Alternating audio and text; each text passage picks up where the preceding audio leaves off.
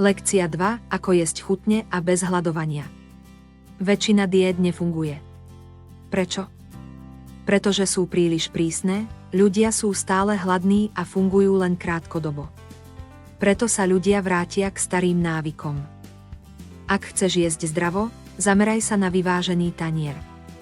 Každé jedlo má obsahovať bielkoviny, zeleninu a zdravé sacharidy. Vďaka tomu budeš dlhšie síty a nebudeš mať potrebu stále niečo zobkať. Zdravé jedlo nemusí trvať dlho. Veľa chutných jedál pripravíš aj do 15 minút, napríklad rýchle raňajky, obed alebo ľahkú večeru. Dôležité je aj to, ako ješ. Jedz pomalšie, vnímaj jedlo, kontroluj porcie a snaž sa jesť pravidelne. Dôležité je aj plánovanie. Týždenný plán jedál a nákupný zoznam ti zdravé stravovanie oveľa uľahčia.